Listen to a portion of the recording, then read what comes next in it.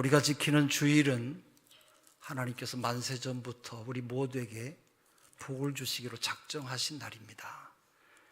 이 날은 어떤 개인이 복 주신다고 한 날이 아니라 이 세상 우주 천지 만물을 만드신 우리 만군의 여호와 우리 하나님께서 바로 우리 인생들에게 주신 말씀이에요.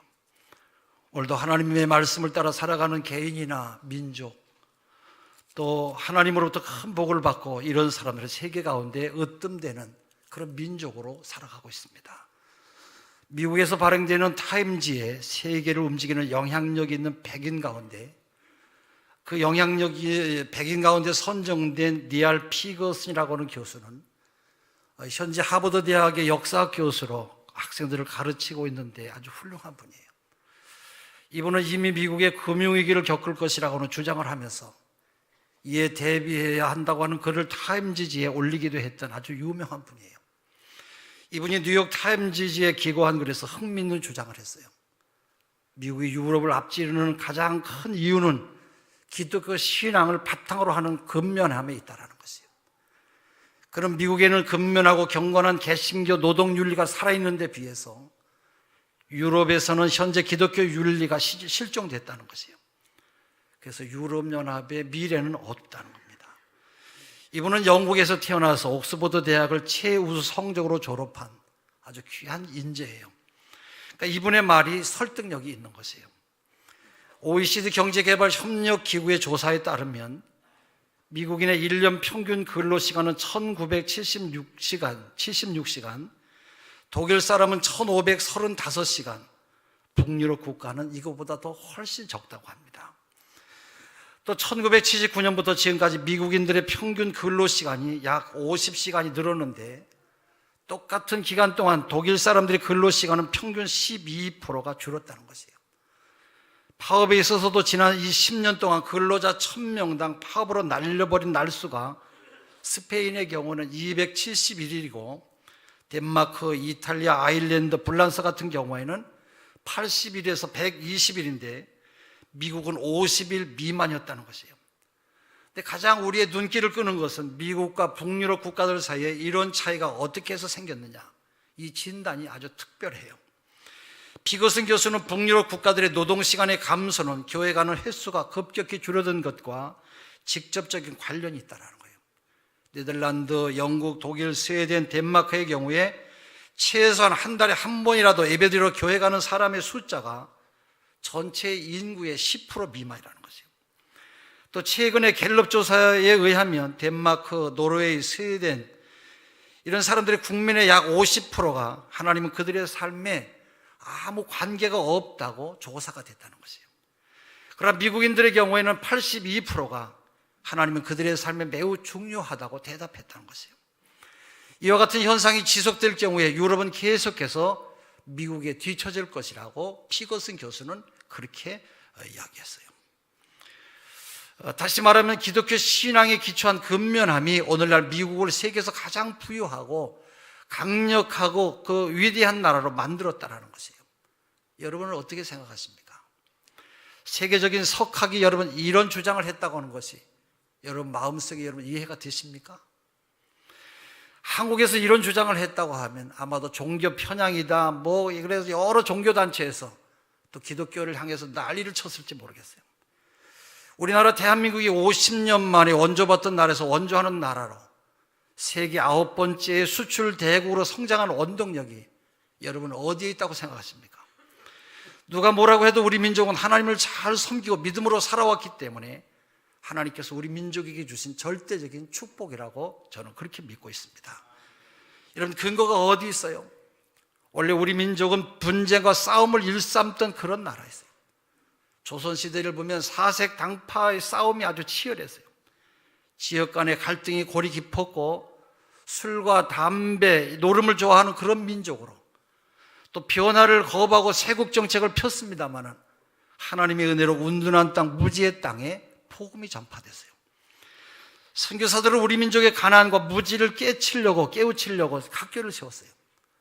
질병을 퇴치하기 위해서 병원을 세웠고 민족 복음화를 위해서 여러 가지 방면으로 땀 흘리고 수고를 아주 많이 했어요. 그 결과 이승훈, 조만식, 이상재, 윤치와 같은 아주 훌륭한 탁월한 지도자들이 많이 양성됐어요. 만약에 이 땅에 복음이 들어오지 않았더라면 여러분 이 민족의 앞날이 어떻게 되겠습니까? 예수 그리스도의 복음은 이 땅의 가난과 무지를 몰아내고 이 생명 되시는 복음의 말씀을 듣는 자마다 새로운 꿈을 꾸게 만들었어요. 용기와 소망을 갖게 만들었고 많은 사람들에게 천국에 대한 영생의 소망을 심어줬어요.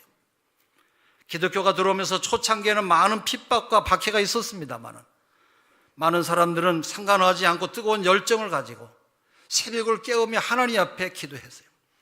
주일이면 교회에 모여서 모두가 다 예배드렸어요. 세계에서 전 국민의 4분의 1이 주일날 교회에 나와서 예배를 드리는 민족은 여러분 대한민국이 아마도 유일한 그런 국가일 것이에요. 비거슨 교수가 지적했듯이 유럽은 세계를 지배했지만 그 유럽은 지금 점점 쇠퇴해져 가고 있어요. 또 여러 나라가 아직도 금융위기를 계속 겪고 있어요. 그 이유는 바로 마음에 하나님을 잃어버렸기 때문이라고 하는 그런 지적이에요. 주일날 예배드리는 횟수가 감소했기 때문이라는 것이에요. 시편 33편 12절 여호와를 자기 하나님으로 삼은 나라 곧 하나님의 기업으로 선택된 백성은 복이 있도다 말씀해요. 그러나 우리나라 대한민국은 여러 가지 어려운 환경이 있습니다만 그럼에도 불구하고 열심히 모여서 예배드리고 기도에 힘쓰는 민족으로 복음에 대한 열정이 아주 뜨거운 민족이에요.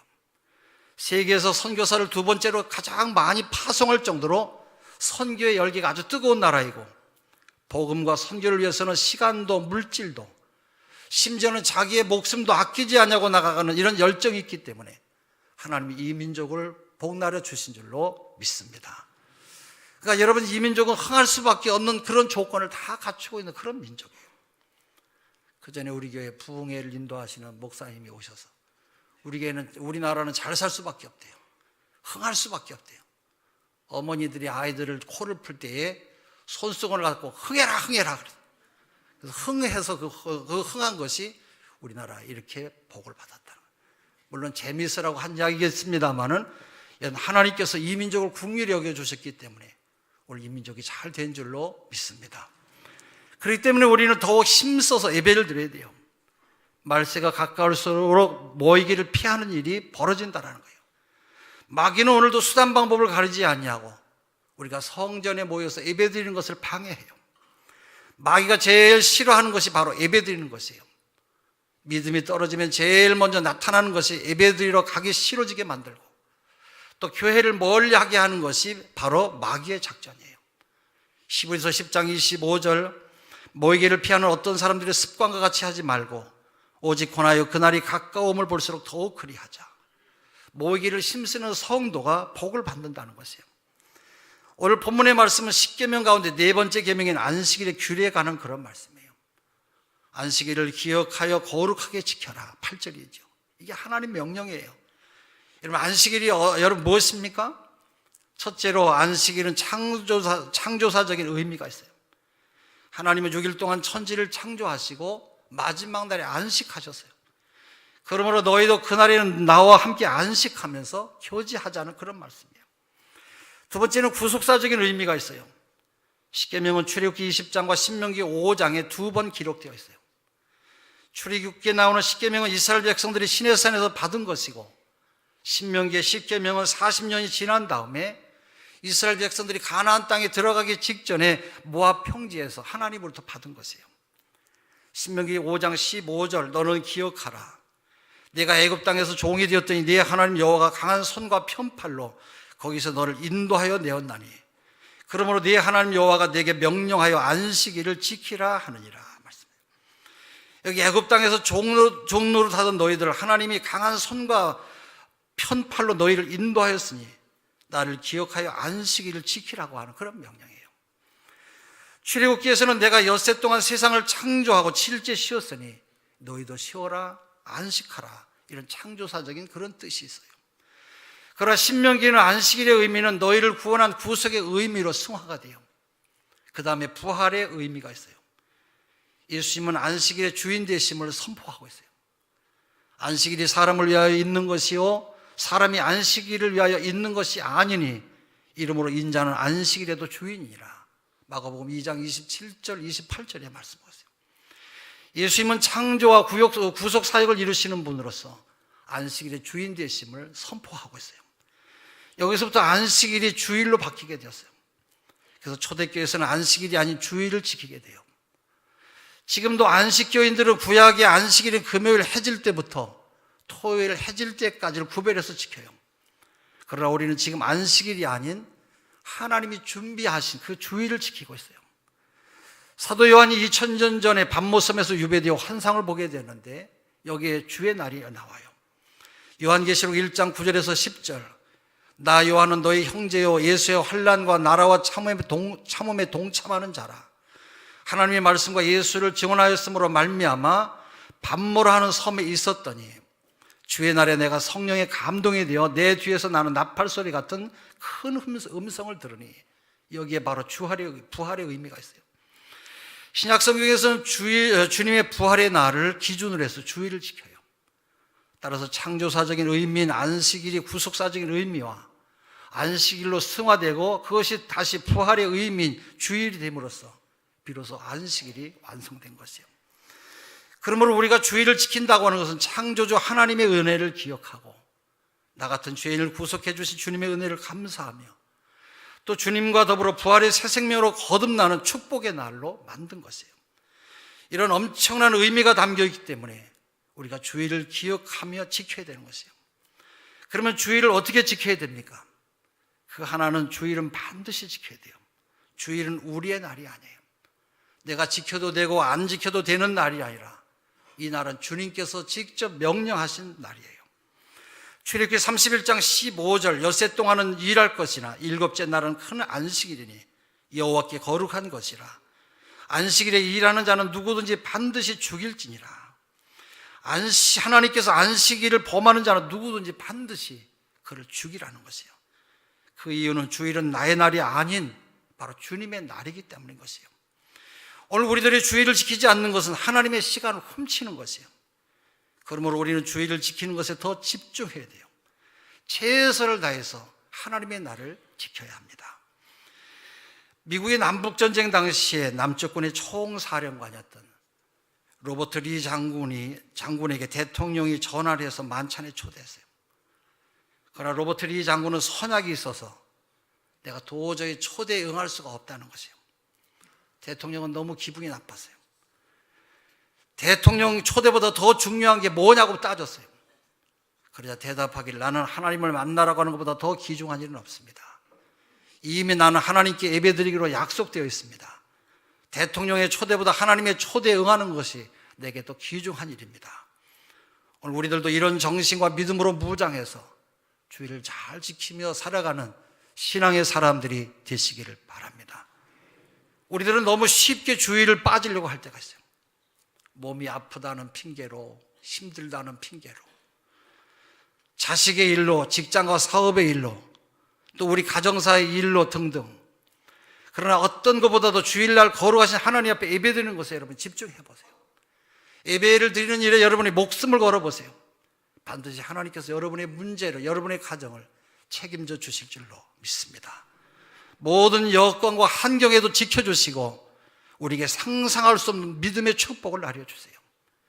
우리들이 어떤 마음과 태도를 가지고 신앙을 지켜나가느냐, 그게 더 중요한 것이에요. 미국의 빌리 그레이엄 목사님은 지난주에 최고령으로 100살에 돌아가셨어요. 우리나라의 김장화 목사님이 가셔서 집회를 돌아가신 그 어르신을 예배를 인도하고 돌아오셨는데, 이 빌리 그레이엄 목사님께 이 핑계 저 핑계로 주의를 지키지 않냐는 뺀질이 성도가 목사님께 질문을 했대요. 목사님, 주일날 소가 우물에 빠지면 목사님은 건지겠습니까? 안 건지겠습니까? 자기는 주일만 되면 소가 물에 빠지듯이 아주 중요한 일이 생긴다는 것이에요. 그때 목사님은 이렇게 대답했어요. 물론 건져야지요. 그러나 그 소가 매 주일마다 우물에 빠진다면 그 소는 팔아치워 버려야 됩니다. 그래요. 주일을 지키는데 방해가 되는 소들이 있다면 빨리 팔아야 돼요. 그것을 붙잡고 계속 주일을 빠지면 더 큰 일이 벌어져요. 주일을 지키고자 하는 그런 마음의 태도와 우리의 자세가 중요해요. 어떠한 상황에서도 내가 주일을 지키겠다고 결단하면 하나님은 우리의 환경을 바꿔주시죠. 그러나 주일 성수의 중요성을 잃어버리고 핑계를 대기 시작하면 결국 내가 마귀의 밥이 되는 것이에요. 하나님으로부터 멀어지게 되고 축복의 자리에서 멀어지게 되는 것이에요. 무슨 일이 있어도 나는 반드시 주의 날 하나님 앞에 주일을 지키겠다고 하는 믿음의 결단이 여러분 모두에게 함께 하시기를 바랍니다. 또 주일은 거룩하게 지켜야 돼요. 주일은 성일이라고 그래요. 성스러운 날이다. 출애굽기 31장 14절 너희는 안식일을 지킬지니 이는 너에게 거룩한 날이 됨이니라. 그날을 더럽히는 자는 모두 죽일지며 그날에 일하는 자는 모두 그 백성 중에서 생명이 끊어지리라. 주일날이 거룩한 까닭은 하나님이 성별하신 거룩한 날이요, 그날의 주인 되신 하나님께서 거룩하시기 때문에 그래요. 거룩은 구별이라고 하는 뜻으로 주일은 세상으로부터 구별된 날이에요. 그러므로 주일날은 다른 날과는 다르게 구별된 삶이 따라야 돼요. 주일은 자기 자신을 위한 날이 아닌 주님의 날이기 때문에 자신의 유익을 위해서 쓰는 날이 아니에요. 자기 욕심을 채우기 위해서 일하는 날이 아니에요. 오직 주님의 영광을 위해서 드러내는 날이어야 돼요. 구별된 예배가 있어야 돼요. 또 구별된 섬김과 봉사가 있어야 돼요. 구별된 만남과 친교가 있어야 돼요. 어떤 분들은 주일날 아침에 일찍 예배드리고 자기의 유익을 위해서 일하는 분들이 있어요. 일부 예배를 드리고 낚시를 간다든지 골프를 치러 간다든지 등산을 가는 이런 일들은 하나님이 기뻐하지 않아요. 물론 예외도 있어요. 내가 이분과 주일날 골프를 치지 않으면 절대 전도가 안 될 것 같다고 여기면 가능해요. 생명을 위한, 살리기 위한 것이라면 여러분 괜찮아요. 그러나 자기 자신의 유익을 위한 것이라고 하면 바람직하지 않아요. 주일날 예배 후에 가족과 함께 극장에 가거나 외식을 할 수는 있어요. 친구와 만나서 차를 마실 수도 있어요. 그러나 중요한 것은 그 행위와 동기의 중심이 어디에 있느냐는 것이에요. 나를 위해서 쓰여지는 것이 아니라 주님의 기쁨이 되는 것에 쓰여지는 것이라고 하면 가능해요. 주님의 영광을 드러내기 위한 행위는 가능합니다만, 그러나 자신의 쾌락이나 즐거움을 위해서 하는 것이라고 하면 하지 않는 것이 오히려 신앙적으로도 바람직한 그런 일이에요. 독일의 독재자인 히틀러가 1910년 10월 17일 영국을 침략했어요. 그날이 바로 주일날 아침이었어요. 그는 하나님을 믿는 영국 사람들이 쉬는 날 공격하면 쉽게 이길 줄 알았어요. 그러나 웰링턴 장군의 반격으로 완전히 참패를 당하고 말았어요. 또 일본은 1941년 12월 18일 미국의 진주만을 기습적으로 공격했어요. 이날 역시 주일 아침이에요. 미국 사람들은 주일날 군대도 쉬고 예배를 드리는 백성이기 때문에 이때 침략하면 이길 줄로 알았어요. 근데 그때는 이긴 줄 알았는데 4년 후에 그들은 미국의 원자탄 투하로 완전히 국가가 참패를 당하고 말았어요. 1950년 6월 25일 북한의 김일성이 주일날 아침에 총과 대전차와 전투기를 몰고 남쪽을 삼키려고 남침해 갔어요. 서울을 함락하고 3일 만에 낙동강까지 밀고 내려갔습니다만 유엔군의 도움으로 압록강까지 다시 쫓겨났어요. 지금도 북한 땅은 개인을 하나님처럼 섬기라고 하며 우상화해서 하나님을 부인하고 믿는 사람들을 세계에서 가장 극렬하게 핍박하고 박해하는 그런 날이에요. 그러면 하나님께서 언제까지 그렇게 계속 그러시겠습니까? 이제 거의 때가 다가와서 북한은 어느 때 쓰나미가 몰려와서 죽듯이 악한 정권은 쓰러지고 말 것이에요. 주일은 성일이요 주님의 날이에요. 주님의 날 인간적인 방법으로 전쟁을 벌일 때 하나님은 반드시 그들을 징벌하실 것이에요. 하나님을 향해서 도전하는 것으로 간주하시고 심판하세요. 여러분 주일을 거룩하게 구별해서 지키시기를 바랍니다. 그 다음에 주일은 반드시 교회에 나와서 지켜야 돼요. 하나님의 성전에 모이는 것이 중요해요. 물론 우리들이 주일 예배를 아름다운 산이나 해변에서도 드릴 수가 있어요. 또 가정에서 텔레비전을 보면서 텔레비전 예배를 드릴 수가 있습니다만 그것은 예배가 아니라 내 생각대로 살고 내 마음대로 예배 드리는 것이에요. 내 이름을 기념하게 하는 곳에서 예배를 드리라는 것이에요. 출애굽기 20장 23절 24절 너희는 나를 비교서 은으로나 금으로나 너희를 위하여 신상을 만들지 말고 내게 토단을 쌓고 그 위에 내 양과 소로 내 번제와 화목제를 드리라. 내가 내 이름을 기념하게 하는 모든 곳에서 내게 임하여 복을 주리라. 내 이름을 기념하는 모든 곳에서 내가 너희들에게 복을 주신다는 것이에요. 지정한 곳에서 제사를 드리라, 그런 말씀이에요. 다시 말하면 하나님이 택하여 세우신 성전에 와서 예배를 드릴 때 하나님이 복을 내려주신다, 그런 말씀이에요. 우리들이 집이나 다른 장소에서 예배를 드린다고 할 때 교회에서 하나님의 백성들이 함께 모여서 드리는 예배보다 여러분 잘 드릴 수가 있겠어요? 우리 그럴 수가 없어요. 그러므로 주의 날 성전에 함께 모여서 경배와 찬양을 드릴 때 하나님께서 기뻐 받으시는 것이에요. 그러면 주의를 지킬 때 하나님은 어떤 복을 주십니까? 오늘 우리가 읽었습니다마는 출애굽기 20장 11절에 1절 하반절에 그러므로 나 여호와가 안식일을 복되게 하여 그날을 거룩하게 하였느니라. 또 출애굽기 20장 24절 하반절에도 내가 내 이름을 기념하는 모든 곳에서 내게 임하여 복을 주리라. 주일은 하나님께서 택하신 주의 백성들에게 복 주시기로 작정한 날이에요. 6일 동안 힘써 일하고 거룩한 주의 날, 주의 전에 모여서 함께 경배와 찬양으로 예배를 드릴 때 하나님은 기뻐 받으시는 것이에요. 그리고 예비하신 복으로 채워주신다고 말씀하고 있어요. 1924년 불란서 파리 올림픽 때 있었던 그런 일이에요.